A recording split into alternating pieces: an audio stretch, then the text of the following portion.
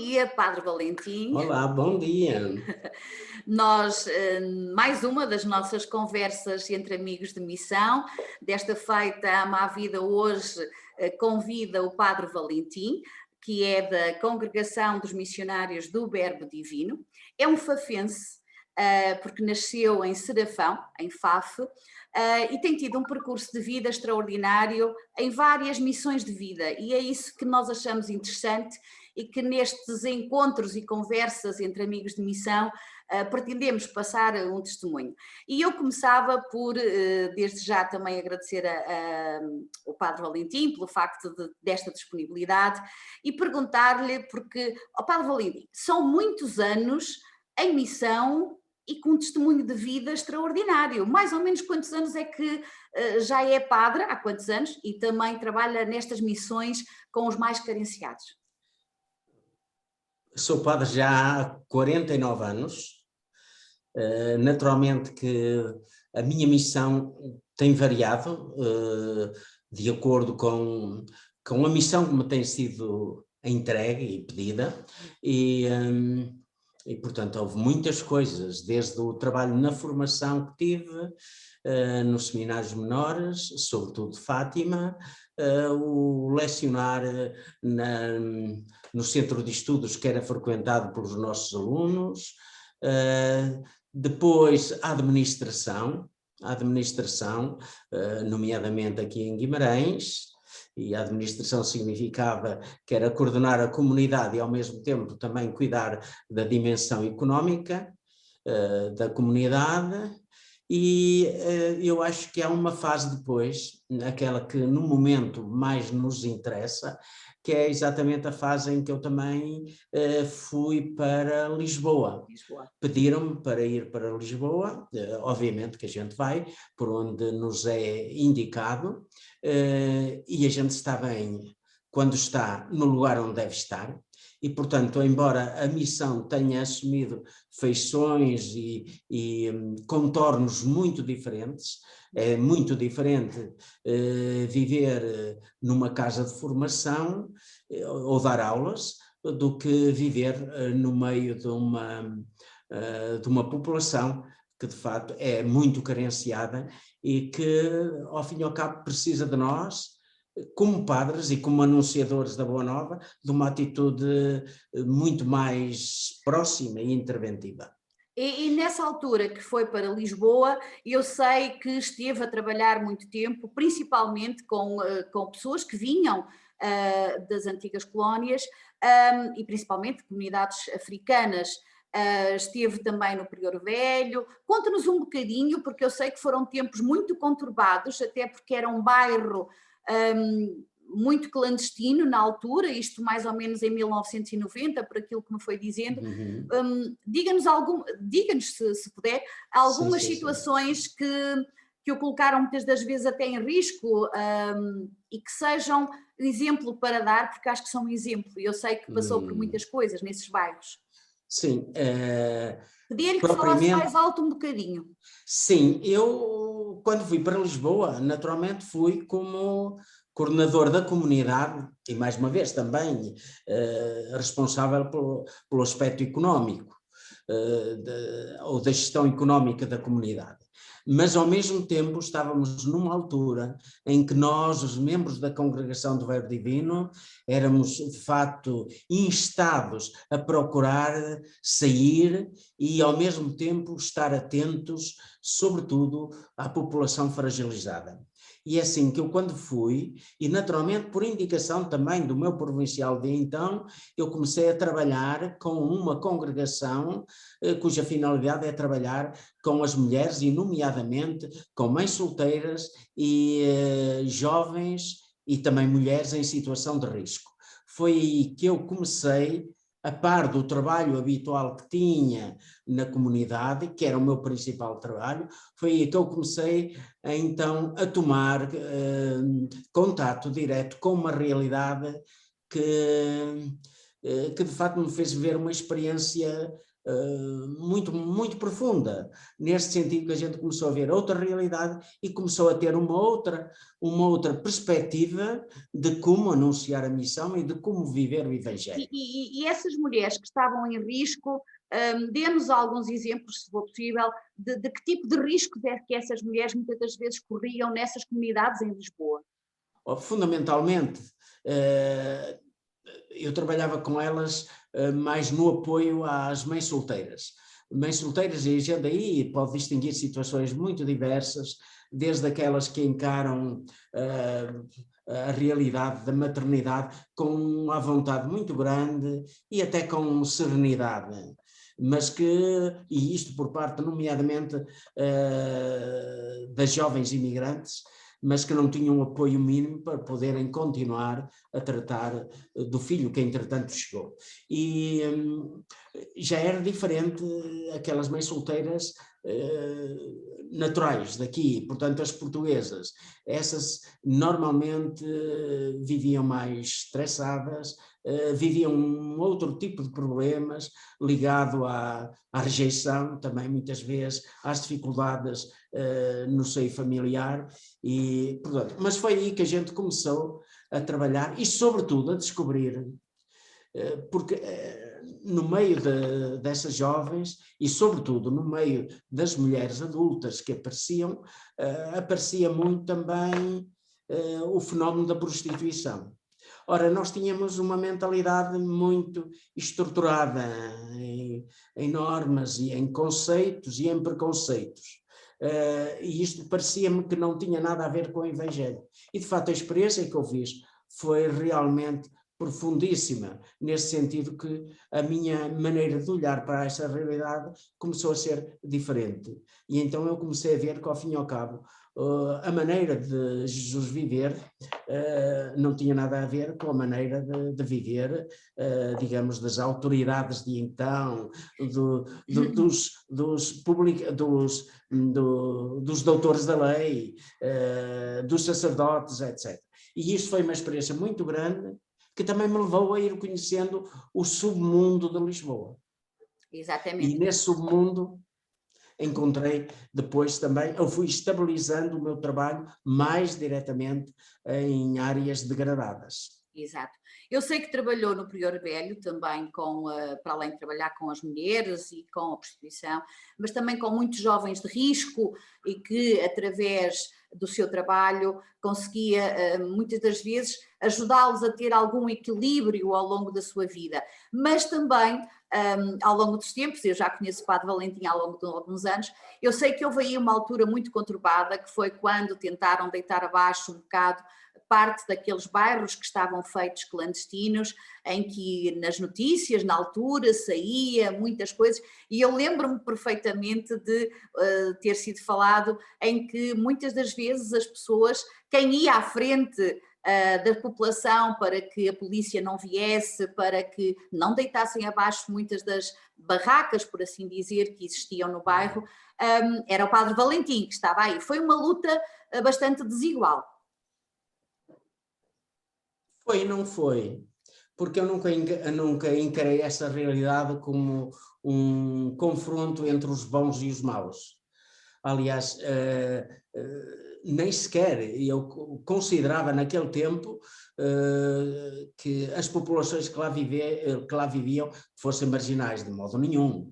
Eram pessoas que viviam à margem do bem-estar, viviam carenciadas daquilo que é mais elementar, como é o fato de ter acesso a uma torneira com água, não é? Eu já não digo terem água canalizada, mas de terem uma torneira que deita água. E isso não existia nem a iluminação, não existia os esgotos, era depois, sobretudo, uma população que encontrava inúmeras barreiras pela frente, apesar de estarem aqui, de trabalharem, de cuidarem da sua vida, não viviam dependentes nem de apoios nem de subsídios, viviam com o fruto do seu trabalho e, no entanto, não tinham acesso àquilo que era fundamentalíssimo, e que com o tempo nós viemos a ver que, de facto, o Estado português foi reconhecendo que, de facto, eles eram uma mais-valia. E, além do mais, baseados nos princípios fundamentais da nossa estrutura como país, eles não tinham não viviam naquela situação de respeito pela dignidade humana e pelo exercício dos direitos fundamentais. E foi aí então que a gente começou a estar ao lado deles para ir fazendo sobressair especialmente essa dimensão. Eles estão aqui, vamos tratá-los como pessoas e vamos abrir caminhos para aquilo que nós desejamos para nós e para todos. Exato. E o trabalho foi sobretudo esse.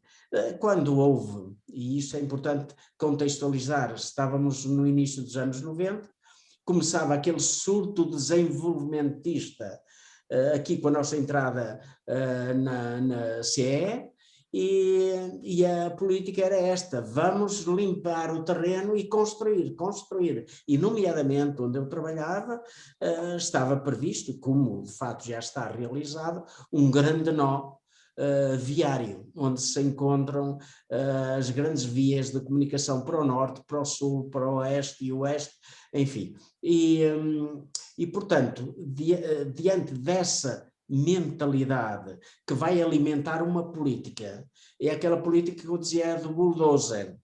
Tudo aquilo que o bulldozer consegue limpar, vai limpando. E as pessoas vão sendo projetadas para fora, vão ficando fora.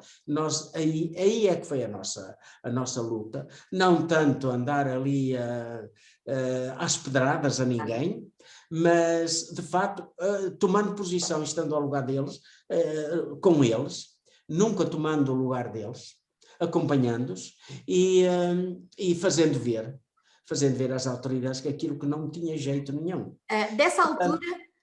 Dessa altura, conte-nos algo que essa população tenha surpreendido e que lhe fica na memória, alguma coisa, algum facto que ao longo destes anos ainda permanece na memória do Padre Valentim, porque todos nós, seres humanos, temos atos bons, temos atos menos bons, mas algo que aquela população lhe deu a nível pessoal, de gratidão, por assim dizer, mas de reconhecimento, algo que nunca se esquecerá na sua vida. Não, portanto, a gente trabalha exatamente para levar para a frente um projeto. E o projeto era o projeto da dignificação e proteção dos que estavam esquecidos e desprotegidos. E desprotegidos em todos os aspectos. Eu imagino só um aspecto, quando um imigrante tenta regularizar a sua situação e vai, por exemplo, a um balcão público, é recebido pelo funcionário que simplesmente vai debitar uma série de palavras, de expressões que ele não entende absolutamente nada. E eu cheguei a fazer isso de propósito, sim, fui de propósito, aproximei-me de um desses serviços públicos, de um dos balcões, e fiquei simplesmente a observar.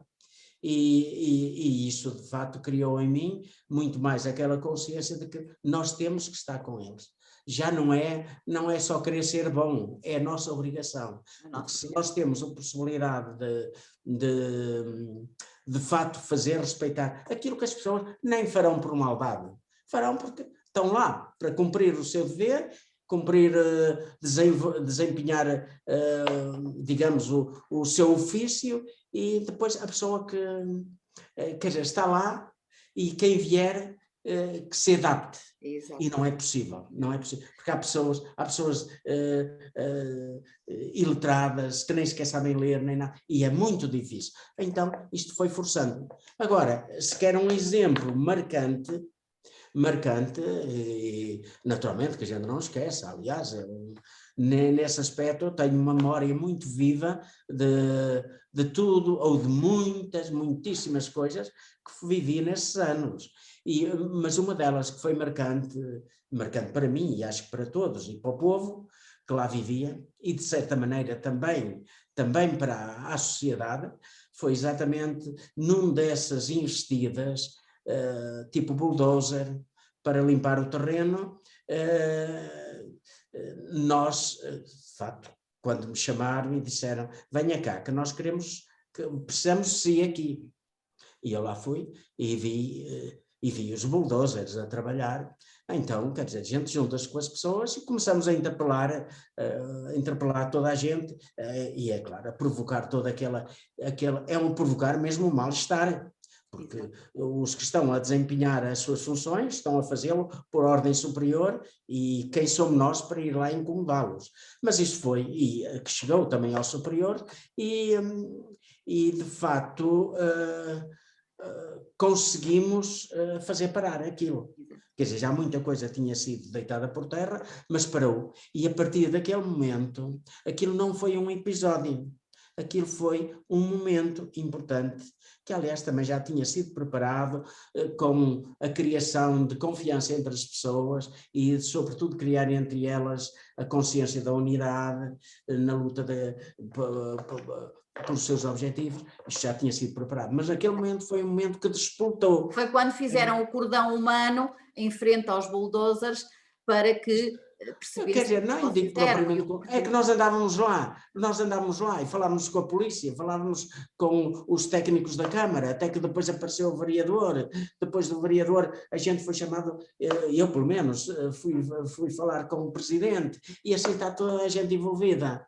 Mas quer dizer, propriamente a gente não se pôs à frente do bulldozer.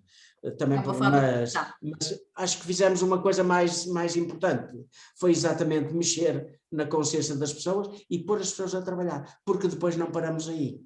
A partir desse momento nós tomamos uma posição e dissemos, se quiserem continuar com isto, podem contar que nós estamos contra aquilo. E o que é que vamos fazer? Vamos denunciar, vamos procurar criar coesão à volta deste projeto e, naturalmente, também estamos disponíveis a dar a nossa colaboração. E essa foi a nossa declaração de guerra, e que deu efeito. Criou-se um grupo de habitação com pessoas entendidas na matéria, pessoas até com pessoas públicas que de facto se reuniam para tentar ver o problema. Fazíamos chegar isso depois, naturalmente, às entidades competentes, e aí o que nós vimos é que de facto dentro de muito pouco tempo apareceu aquilo que ninguém de nós imaginava que fosse aparecer tão depressa. Foi um plano habitacional de grande alcance. Foi o PER. E o PER que de facto veio a transformar a face das áreas metropolitanas de Lisboa e também do Porto. Foi de facto, foi o começo do fim das barracas. As barracas como barracas. Obviamente que as cidades continuam ainda abarracadas em muita coisa, mas pelo menos as barracas foram, na cidade de Lisboa desapareceram, na periferia grande parte também, e portanto isso foi fruto também de toda uma movimentação da população. E houve muitos voluntários, Padre Valentim, desde a sociedade civil, desde pessoas mais conhecidas, mais destacadas, mas diga-me só uma coisa, qual é a importância para si nestes projetos ou nestes eventos ou nestas situações que acontecem do voluntariado, dos voluntários que vão e que trabalham com vocês? Pronto, ninguém faz nada sozinho, e eu tive a sorte de receber imenso, primeiro da experiência que tive com aquela congregação religiosa, que me levou também para o submundo, para as periferias, para as coisas mais incríveis, para nós habituados a viver na tranquilidade de uma casa religiosa, pois fomos exatamente para o meio das cobras, não é? E sobretudo fomos com a perspectiva de ir descobrir que, ao fim e ao cabo, aí estava a missão também. Exato. Aí. E, portanto, recebemos daí, e depois, naturalmente, ao conhecer esse mundo, ao entrar em barracas, que eram tugúrios muitas vezes, ao entrar em apartamentos que eram piores e mais indignos do que as próprias barracas, em torres de vários andares, a gente viu que, de facto, a questão não é só uma questão Exato. Mas diga-me só uma coisa. Sobretudo de pessoas. Os voluntários, porque também estamos a falar da Amavida, uma associação de voluntariado, os voluntários são extremamente importantes para também a concretização do vosso trabalho. Exato. Aliás, o trabalho que fizemos, nomeadamente no Pereiro Velho e na Quinta de Mocho, foi feito pelo voluntariado, porque de outra maneira, aliás, a gente nunca trabalhou, por assim dizer, institucionalmente e oficialmente com as estruturas públicas. E não o fizemos porque logo à partida não tínhamos hipótese nem sequer de solicitarmos alguma coisa ou de fazermos alguma coisa. Por hipótese, no primeiro momento, a gente quis ter uma pequena sala de madeira, uma coisa amovível, uma coisa provisória para nos podermos reunir, mas nem sequer isso era possível. Portanto, é o mesmo quando quisemos criar uma espécie de creche para as crianças.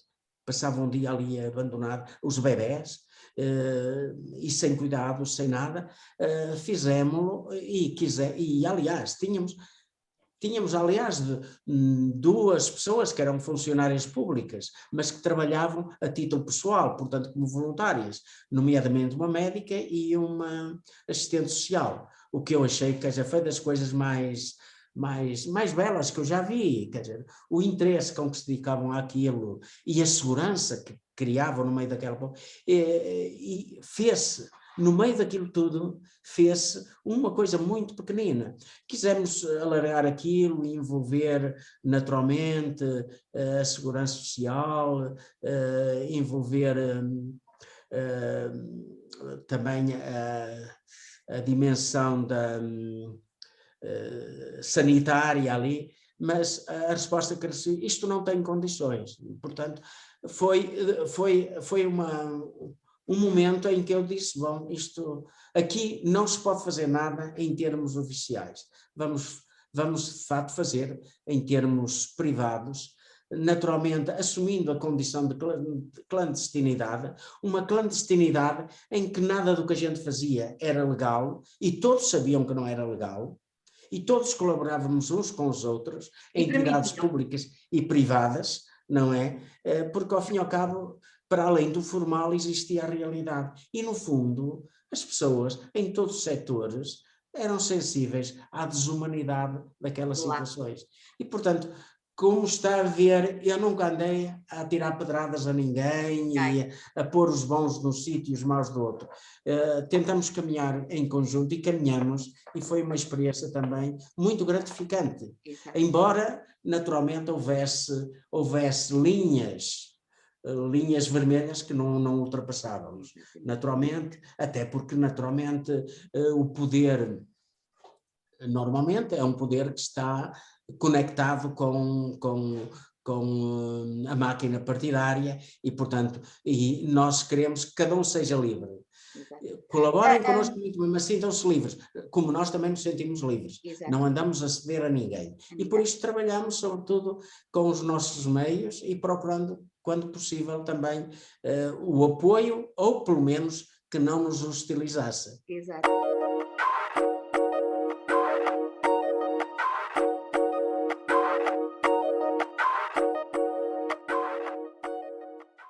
Eu lembro-me de, pronto, quando se falou, até na altura aqui no Terra Justa em Faf, uma dessas pessoas, e várias, mas pelo menos uma que é bastante conhecida, mas nós sabemos que houve atores, cantores, havia muita gente que a título particular ajudava tudo aquilo que vocês faziam, mas houve uma pessoa, e isto é uma situação breve, que foi o António Guterres, que quando sai do governo, anonimamente, sem ninguém saber, vos pede que quer colaborar e que quer ser voluntário, que eu acho que era interessante, se calhar aqui falarmos, nem que seja só um minuto. Sim, sim. Aliás, para entendermos isto, temos que entender também todo o seu percurso. Ele, como estudante, foi um indivíduo envolvido nas causas sociais. Ele mesmo dizia que quando começou a dedicar-se a isto, como estudante, que acompanhou crianças ali de Lisboa, acompanhou-as à praia e constatou que foi pela primeira vez que algumas dessas crianças viram o mar, vivendo ali, mesmo ao lado. E ele disse, não, isto não pode acontecer.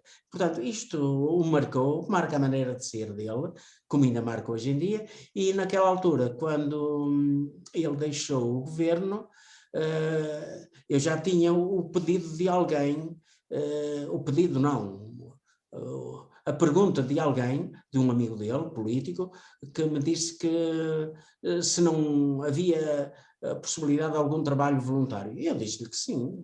E falei, por exemplo, na questão do acompanhamento escolar. E muito bem, a conversa ficou por aí. Só depois dele sair do governo é que esse amigo, que continua hoje na política, e a quem a gente deve muito, não como político, mas como um homem que está na política, um cristão que está na política e que entende estas coisas e que dá também a cara por elas. E ele disse-me, olha, eu tenho portanto, o amigo de que eu tinha falado é o Guterres. Eu fiquei espantado. E disse, pronto, vamos combinar um encontro. Combinamos esse encontro para dizer o que é que tínhamos e o que é que se poderia fazer. Muito bem, e depois combinamos um outro encontro lá, na própria urbanização que veio substituir aquele bairro surrealista da Quinta do Mocho Velha, portanto já numa urbanização nova, e ele veio juntamente com uma série de voluntários, e ele integrou o apoio escolar, dando explicações de matemática àqueles jovens que se preparavam para aceder ao ensino superior. De maneira que foi assim, e fê-lo de uma forma inteiramente discreta, seja na maneira como lá chegou, seja na maneira como depois lá viveu. Nunca deu entrevistas, de vez em quando pediam... anos mais tarde, agora quando foi desta candidatura é que se soube... Ele nunca deu a entrevista nesse sentido, fez o que tinha a fazer. Os alunos, aliás, quando ele agora foi eleito como secretário-geral das Nações Unidas, quiseram fazer-lhe uma homenagem, e lá tem, no lugar onde ele está, com um grande painel e com uma série de desenhos, algumas frases, que são, de facto, também o reconhecimento daquilo que ele fez por eles. E, portanto, discretamente. Exato. Padre Valentim, entretanto, também, ao longo destes anos, eu sei que vocês receberam e recebem sempre muitos voluntários, lá recebiam muitos voluntários, mesmo no bairro, porque eu própria já lá fui voluntária quando foram para lá o Diálogos, e dá gosto ver toda a evolução, porque nós vemos as fotografias do que era o bairro antes, do que ele é hoje, e as infraestruturas que foram conseguindo. Eu nunca mais me esqueço que quando lá chegamos, nós tínhamos pensado ativar um antigo ginásio desportivo que estava todo destruído e todo cheio de porcaria e destruído mesmo, e pensamos assim, bem, vamos lançar o desafio aqui aos jovens, e quando eu falo jovens a partir dos 12 anos, por aí, mas às 8 da manhã, 8h30, não sei se vai aparecer alguém. E qual não é o nosso espanto? De que a essa hora muitos jovens chegaram e outros depois começaram a chegar. Eu nunca mais me esqueço de que os senhores da Câmara vieram trazer um contentor para deitar o lixo lá dentro e entregaram as pás, os carrinhos de mão, puseram o contentor e foram-se embora. E aqueles jovens, para mim foi extraordinário e para os meus colegas todos, mas foi o trabalho deles, o quererem fazer, e notava-se que queriam de coração, porque lá não havia câmaras, lá não havia nada, ou seja, nós fomos como voluntários, um grupo de voluntários, e vocês devem receber muitas organizações que vão para lá fazer voluntariado, não somos só nós, e que esse voluntariado, de certa forma, é um despolutar de consciência e de motivação para aqueles jovens que lá estão. Sim, o voluntariado sempre foi, seja no Pereira Velho, seja na Quinta do Mocho. Eu pedi para falar mais alto um bocadinho. o voluntariado sempre desempenhou uma função importantíssima nesse projeto, seja na Quinta da Serra do Prior Velho, seja na Quinta do Mocho, que é Sacavém. Aliás, sem voluntários não nos entendíamos, e é de facto a gente agora ver e rever, nomeadamente quando a gente vai ver ali o álbum e vê quantas pessoas lá passaram, e algumas com um trabalho dedicado de, sei lá, eu estou a ver jovens que durante todo o tempo em que frequentaram, por exemplo, a universidade, se dedicaram àquilo. E, portanto, iam no fim do dia, à noite, às 9 horas da noite, iam para lá trabalhar, quando de facto a ideia corrente era de que não se pode entrar no bairro, aquilo é perigoso, pois eles iam e estavam em casa e sentiam-se em casa. Isto foi muito interessante e recordo muito especialmente essa experiência do grupo Diálogos, que foi marcante. Aliás, nós estávamos a iniciar, por assim dizer, o viver na nova urbanização. Primeiro tivemos uma intervenção muito sólida e estruturada de voluntários dos colégios salesianos, que foi logo no primeiro ano, de facto deram um ar de novidade àquilo, de vida, foi muito bom. Depois o convite foi também dirigido ao grupo Diálogos e fizeram aquela primeira experiência que depois se repetiu, mas eu acho que aí está a importância daquilo que a gente quer fazer. No momento poderia parecer insignificante aquilo que vocês fizeram, mas o facto é que vocês disputaram digamos, uma força que até ao dia de hoje mantém aquele espaço ou aqueles espaços desportivos ativos como um espaço ocupacional e ao mesmo tempo um espaço também de convívio que, no entanto, tendo sido construído de raiz, em pouco tempo, ficou numa degradação total. E o vosso gesto de estar lá e de querer limpar aquilo, ajudar a preparar aquilo, com a colaboração deles, fez com que dentro de um ano e pouco, aquilo renovado fosse entregue então já à organização do próprio bairro. Há uma organização, uma associação, que é dos próprios moradores, que cuida daquilo e que o mantém até hoje. Lembro-me que criamos a associação, foi. Eu acho que o fruto dessa ação é um fruto que depois se começou a ver. Exato. Começou a ver, e isso é que é importante. Exato. E é por isso que eu digo, nem que não tivessem feito mais nada, só isso já justificaria todos aqueles dias em que passaram lá a trabalhar com aquele pessoal. Eu perguntava-lhe agora, e mais concretamente, que agora já não está em Lisboa, agora esteve também em Fátima e agora está em São Procate, não é? Desenvolvendo um trabalho diferente, mas de qualquer das formas eu queria que também este nosso encontro de amigos de missão servisse um pouco para que as pessoas percebessem que não é necessário ir para a África, não é necessário ir para a Argentina ou para outros países, nem para se calhar às vezes Lisboa, mas nós aqui nas nossas zonas onde estamos, qualquer um de nós pode ser voluntário e ter um trabalho extraordinário em várias áreas. E gostaria que o Padre Valentim nos desse aí também algumas ideias, alguma motivação para quem nos for ver e ouvir, possa dizer assim, eu posso dar 1 hora ou 1h30 por semana, já nem é preciso mais, mas 1h30 ou 1 hora por semana, fazer algum voluntariado e fazer a diferença. Eu acho que é fundamental. Obviamente que, para mim, como eu disse já, a gente está bem quando está onde deve estar. Poderíamos entrar noutras considerações, claro. Mas isto é a realidade que é assumida por mim. Uma vez que agora me foi pedido trabalho aqui, é aqui que eu estou e é aqui que eu quero estar bem. É aquilo que eu quero trabalhar também e fazer o que for possível. Obviamente que trabalhos como aqueles que foram em Lisboa são um desafio constante, em cada dia.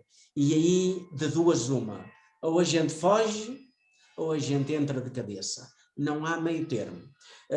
Obviamente que aqui as circunstâncias são completamente diferentes, mas eu acho que o importante na vida de qualquer pessoa é ter algo com que a pessoa se possa entusiasmar, se deixe cativar e que descubra o valor que tem das pequenas ou grandes coisas que vai fazer. Aqui é perfeitamente possível, em todos os sítios é possível fazer isso. E agora o importante é ter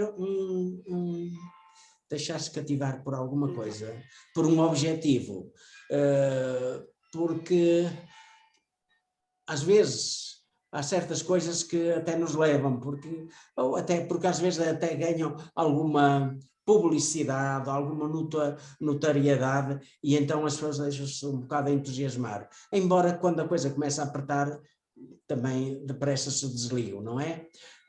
Agora, fazer alguma coisa porque achamos que é bom e, sobretudo, quando a gente entende que aquilo que ajudar os outros a ser mais felizes é estar a construir a própria felicidade, isso é importantíssimo. E é importantíssimo, muito especialmente, nos tempos nos tempos que estamos a viver, onde se corre o risco de cada um se fechar em si mesmo, se isolar no seu mundo, no mundo das redes, não é? Que hoje é fácil contatar com muitas coisas, é fácil ocupar a vida com imensas coisas, tudo é fácil, mas pode esquecer-se uma pessoa daquilo que é fundamental. Se eu não fizer nada pelo outro, ou para que este mundo seja melhor, seja por exemplo, no cuidado da natureza, por hipótese, eu nunca serei feliz.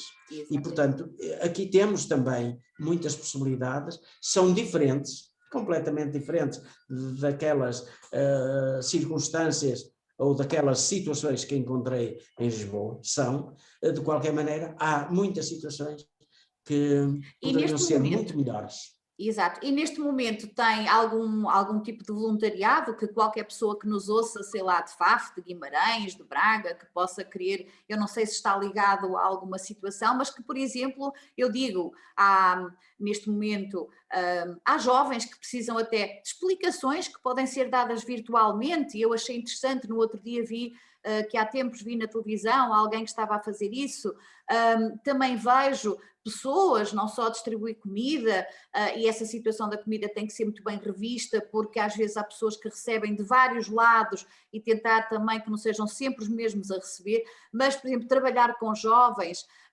ajudar até, eu digo em Santo Trocato, não sei até que ponto, mas ou em Guimarães, porque muitas das vezes nós achamos que, o que é que eu vou fazer? Mas por que não qualquer um de nós que está em casa e que teve uma ideia, por que não? Ou contactar com a Congregação dos Missionários do Verbo Divino, ou com o Padre Valentim, ou com outras pessoas das redondezas e dizer, olha, eu tenho esta ideia, acha que isto é viável? Porque lá está, não é? Se nós não projetamos aquilo que também sonhamos, depois também não o concretizamos. É verdade. Agora, eu não posso falar muito daqui de cima, na medida em que eu cheguei aqui em novembro e em janeiro entramos no confinamento. Exatamente. E é claro, neste tempo foi um tempo foi um tempo de limbo, por assim dizer. De maneira que é muito difícil responder a isto para além daquele princípio, que se não tivermos nada que também nos faça sair de nós mesmos, nós morremos sufocados. O voluntariado é isto, é ajudar alguém a ter horizontes muito amplos, a ser capaz de fazer do mundo todo o seu mundo. E isto é fundamentalíssimo porque corremos o risco das pessoas irem se esquecendo de que é preciso fazer alguma coisa e alguma coisa que nos obriga a sair de nós mesmos, do nosso comodismo, do nosso esquema que montamos e hoje em dia, na circunstância que vivemos, e são as que temos, e temos que viver nelas, temos que aprender a viver nelas e temos que aproveitar tudo também de oportunidades que elas nos dão. Exatamente. Mas não se deixar sufocar por aquilo que é mais fácil, porque senão morremos sufocados. E eu acho que terminamos em beleza, porque também senão estávamos aqui horas e horas a fio a conversar, sim, e sem já dúvida. estamos aqui com algum tempinho, peço desculpa. Aquilo que eu digo é, qualquer pessoa que nos esteja a ver ou a ouvir, pode se juntar à Ama a Vida, que é uma associação de FAF, mas que trabalha com várias pessoas em vários pontos do país, ou aos Missionários do Verbo Divino, ou a outros grupos que possam e que tenham vizinhos nos locais onde vocês estejam, para também sair de si. E acho que o Padre Valentim terminou em beleza, resumindo nessa frase extraordinária que nos deu. Eu, de qualquer das formas, também agradeço o Padre Valentim por estar aqui conosco nestas conversas com amigos de missão da nossa associação, e também lhe quero dizer que, se precisar da nossa ajuda, pode contar connosco, pode contar com a associação, aquilo que precisar. E se quiser deixar uma frase final ou alguma coisa para também as pessoas que nos vejam e que possam querer e pensar em fazer algum voluntariado. Eu já disse o que tinha a Exato, dizer. exato. Ou abrimos os olhos e respiramos a plenos pulmões, ou então começamos a ficar atrofiados e vamos morrendo na nossa solidão e morrendo precocemente. Quero agradecer-te a ti também por tudo aquilo que tens contribuído para puxar toda esta dinâmica que existiu na congregação e que tu também ajudaste a levar para a frente, tu, os teus colegas, enfim, de missão. E isto também me deixa uma grande gratidão, e essa gratidão também deixa uma responsabilidade, que a gente não pode deixar morrer o que é bom. Exato. Muito obrigado. Muito obrigada, Padre Valentim. Um grande e forte abraço para si, e muito obrigada mais uma vez. Por nada.